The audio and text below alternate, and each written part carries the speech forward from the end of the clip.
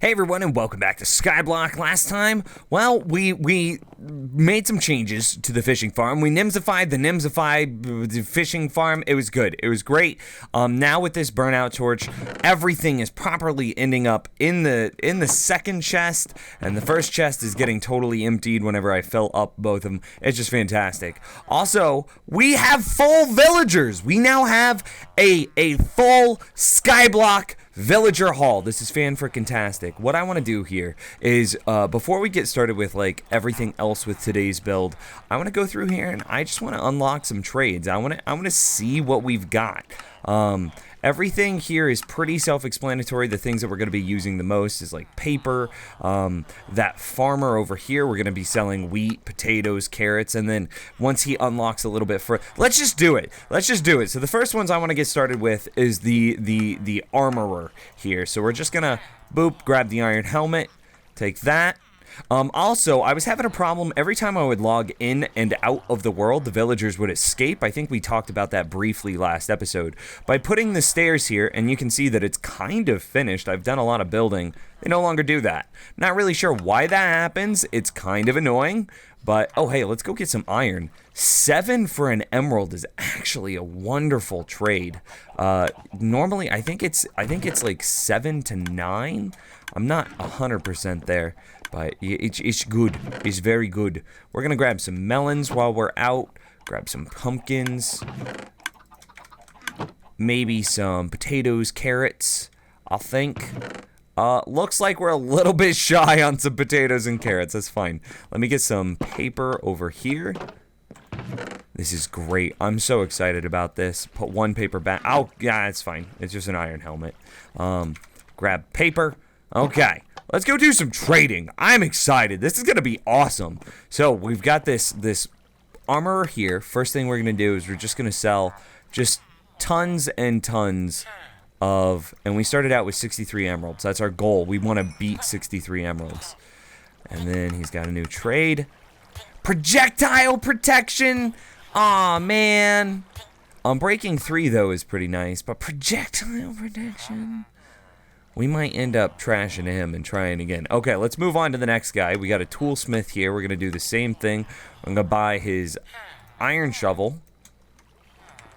I do like the stairs as well, rather than putting a full block there, because I can still get the experience, which actually brings up something else that I want to do. Efficiency 2, Unbreaking 1. Not the worst. Not the worst. We've got 78 levels, and like a fishing farm full of enchanted books. We need to make some like, oh my gosh, incredible books. Okay, please be good. Efficiency 2, not the worst, not the worst. This guy has rotten flesh. Well, that's pretty self-explanatory trade. Weaponsmith, I think we unlocked this guy already. Sharpness 1, Fortune Unbreaking efficiency. That's not terrible. What did this guy have? Oh yeah, he's just our dude with the wool. Let's go ahead and sell some paper here. Looks like we're only gonna get one paper trade. Maybe I should have grabbed some more paper for him, but oh well. Let's see what we can do with this guy. Carrots. 15 carrots feels pretty good. Okay, we've got the unlock. What's he gonna give us? 10 or 11 pumpkins, and then did I speed past melons already? No, we haven't unlocked them yet. Okay, so we're just gonna do this one at a time. Got another one. And this one should have melons in it. That's pretty good. I'm very happy with this. This is, we'll be able to make mad bank off of this guy. This dude right here is probably where like 90% of the rest of the emeralds we come. Now, 90% is a bit of an exaggeration because we do have a sugarcane farm making tons of paper. So like, paper farm's probably going to be doing, but he's going to do the heavy lifting right here. This guy is our Scrooge McDuck of emeralds. He's got, I mean, just some pile. He's got the infinitely deep pockets. That's what it is. Infinitely deep pockets. In today's episode, I also want to make a lot of progress on the new mob farm design. To that end, I'm going to need a new weapon. Specifically, an amazing sword, because we're going to have to probably kill a lot of monsters. So I'm going to start out here. I'm going to be combining 2 swords. That one was 9. That one's 7. We're going to get Sharpness 3, Knockback 2 out of this. Not too shabby. Then if I put this on, we should get Sharpness 4, Knockback 2, Unbreaking 3. Then if we go again, we should get Sharpness 5, Unbreaking 2, Knockback 2. That's nice. And then really I should probably put Fire Aspect. Do I have just a Fire Aspect floating around? I probably do. What is that? That's Fire Aspect Unbreaking. I'm gonna, hang on. Let me find a Fire Aspect real quick. I'm sure I've got one floating around. Okay, I found it. I think this is the same book. Fire Aspect Smite Unbreaking 3. It kind of stinks to lose the Unbreaking 3, but you know what? It's worth it to be able to get the Fire Aspect, and this was literally the only book with Fire Aspect. And because our sword already has Sharpness, the Smite will not be applied. So now we have a Sharpness 5, Knockback 2, Unbreaking 3, Fire Aspect 2. I think, wait, we need to put Mending on it, and once we have Mending on this, I think this is the best possible sword you can get in Skyblock. Maybe, yeah? Sweeping Edge, maybe? Not sure. Regardless, it's going to need a name.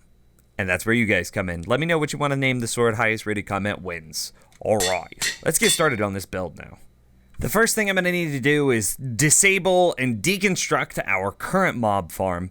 I have water bucket. This new mob farm isn't going to use water at all, so we're just going to like essentially delete the water. We have infinite sources, so it'll be fine. So I'm going to build a bridge up to the current mob farm and then start turning. I almost said like shutting off all the lights, but really I'm going to be turning them on so mobs stop spawning.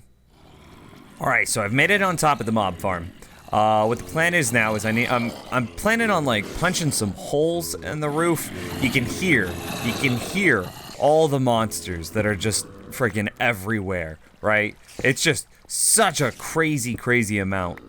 And that's why we needed to make the sword. Man, this is so nostalgia-rific. Just thinking about like just disassembling something. It feels so long ago that we originally made this. So I'm just gonna keep doing circles, popping out sections of the roof. You know what? You think it's safe to go in? I don't know. I'm a little nervous.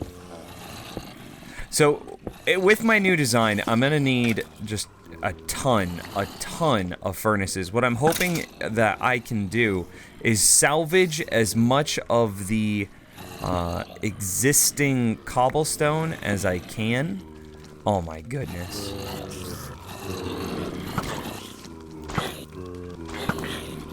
We got problems. We got problems. Maybe I could just do this forever. This bow has infinity and mending.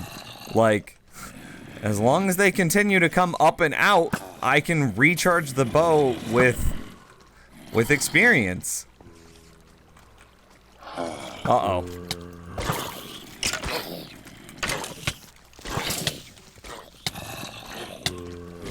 This is a problem. I'm on fire. I'm burning. Okay. Woo!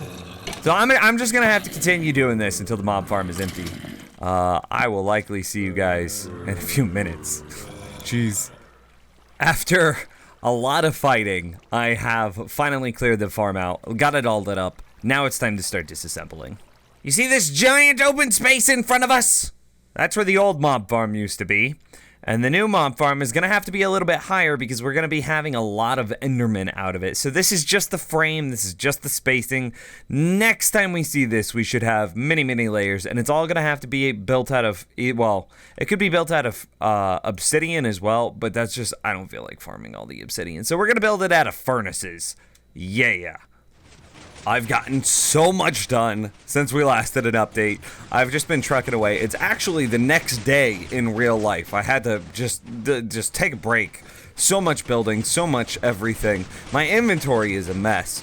But if we take a look at it, we have these, I don't know, pusher blades that are going all the way back and forth, which means if we leave, theoretically, monsters will fall out of this farm, which is just fantastic. That's exactly what we're going for. I need to now encase everything so that way it's totally dark. I also need to have glowstone black here. That's just to light up the redstone. I'm not going to actually touch on the redstone yet. It's not, remember, we're just building this as like a beta test. I'm not really sure if it's going to work. These I don't know, slime piston worms seem to be a little bit glitchy. So in full transparency, this just might not work. Not over a long period of time. Like, logging in and out might cause it to glitch out. I'm not sure. That's why we're building it here and now in a world that we will use quite often. Something else that I was thinking about, I've got the room done in, or the ceiling done with half slabs. I was thinking about putting a dispenser in the very center of the ceiling with lava inside of it, and then I could push a button, the lava will then feed out, and that will work. It'll light up this space enough to stop monsters from spawning. I'll lose one spawning pad on the top and middle rows, because I'll have to have like a hole for the lava to fall down, but I'll lose nothing on the bottom row. That way, if say it ever does break, it should be a relatively simple process to just turn the lava on and then go into the farm, fix whatever's broken, and then that way monsters aren't spawning. Because if it breaks, then there's no pusher blade, and that means the monsters are just free to stand there for as long as they'd like. Which kind of makes me think again, maybe I should have some sort of trapdoor or sign here to give monsters the perception of like that they can path here. It won't interfere with the slime because no, it would interfere with spiders though. I don't know. Thoughts on how to get the monsters to walk off the edge on their own in case this breaks? Huh. It's already kind of accidentally working. I guess the lighting level from just the glowstone isn't high enough, and I'm watching monsters come flying out of it. And of course, as soon as I say something, monsters stop flying out of it. But they were. You'll have to take my word for it. As counterintuitive as it may seem, I'm going to be getting the majority of my wool from the slime farm, which also doubles as our squid farm. But somehow, somewhere in this farm, there's just enough space for only spiders to spawn. So I get tons, like tons and tons of string. Of course I have tons of ink sacs too, but there's plenty of string in this farm for me to just wool. Just black wool, right? So what I'm thinking is we'll do most of the outlining stuff with black wool, because people really didn't like the cobblestone, and that's fair. We'll do most of like the outlining with black wool. We'll then have glass, so that way we can see the monsters fall. We only can use glass up until a certain point, because if light gets up into the spawning pads, well, then it slows down spawning. If not, shuts it off altogether. So we're going to be using black wool, glass, and then magma blocks to dress this thing up. Oh my gosh, I just realized something. Now that the old mob farm has been totally dismembered, I can get rid of all of this junk down here. Oh, I'm so excited. Yes, I can. This takes up so much freaking space, and just, it's just such an eyesore, and now we can be rid of it. Oh, yes. It's all gone. It's all gone. Yes. The only thing I'm left with here is the chest and then all the hoppers that we're feeding into the chest. So the obvious thing to do here is to just move this chest into the new storage system. But before we do that, we have all these nice new villagers that we can trade with. So I'm going to try to do a bunch of rotten flesh trading and see especially what the new cleric villager has to offer. We'll probably be using this guy a lot for the zombie flesh trade, the rotten flesh, and he should also end up selling us redstone. So if he has a nice redstone deal, that could be really nice. I mean, I'm going to say nice a lot because it is nice. Please be good. Please. I think 4's the best and 1 is the worst. So I'll take it. I'll take it. I'm not mad at it. That's not too shabby. Let's go ahead and see what the follow-up trades are. No? Not going to unlock anything for me, buddy? Not going to unlock anything? Why gotta be like that? He's going to be difficult. I see.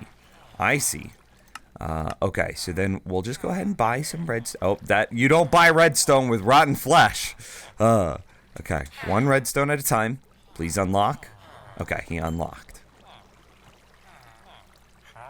And there's ender pearls. That'll be nice. 3 glowstone. Not too shabby. Not too shabby at all. So I'm going to go ahead and continue with this rotten flesh trading here. And I'll catch up with you guys in a second.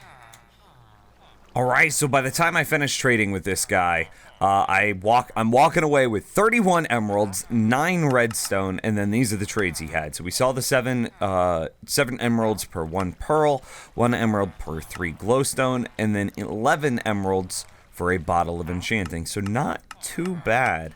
And there wasn't actually all that much more rotten flesh outside of what we had grabbed. There was only like 2 or 3 more stacks. But this is, for the most part, empty now. I think, yeah, look at that. All the hoppers are empty. It's just all in the chest. So we're good to destroy this. This feels great. This was only ever meant to be a placeholder, and it ended up staying there for way too long. And now we're just... Of course, the lighting. We're going to fix the lighting at some point. I know. And you can see. See, look! I wasn't lying! Ah! I feel justified! Okay. So I need to get all of this stuff moved. I mean, minus the obvious, like, cobblestone slabs don't belong in there. The bow must have just come from a skeleton that I had killed. I had to kill a couple of monsters while I was up there. And like, oops, we're going to be destroying gunpowder just as much as we can. And probably going to be destroying arrows the same. So, like, just arrows, gunpowder. Everything else still has value to me. But arrows and gunpowder. And so we're just gonna... Off the edge! Be gone with you! Wait, there was a little bit more. There we go. Be gone with you. And then everything else in here, so all the string, bones, sticks, all of that still has value. So we're going to be just moving that into the new storage system. So I just got to be a little bit careful. I'm going to actually keep the string because, and I'll probably end up keeping the sticks because we're going to use the string to be able to make black wool. And then the sticks, I've been making a lot of ladders lately. So is that everything? Sticks and string we're keeping. Yeah, that's it. That's all the monster drops that I've got in my inventory. So then what else? Glass bottles, more string, more sticks, and then a cobblestone wall. So then the glass bottles go in here. And we can see that it's emptying. This is just a trap chest, so it doesn't empty while we're looking at it. It only empties when we look away. See, it went from 6 to 2. And all of that is ending up in here. So we can see that this is increasing. I think I only have 2 chests, or 2 hopper chests, or cart chests in there right now. Where's my entity count? Yeah, I think it says 2 there. So, yeah. It's going great. All right, well, that's going to be the end of the episode, guys. Thank you so much for watching. I still have a ton of work left to do on this new farm, but I hope you guys have enjoyed seeing the process of getting it built. I'm excited to have this thing up and running finally.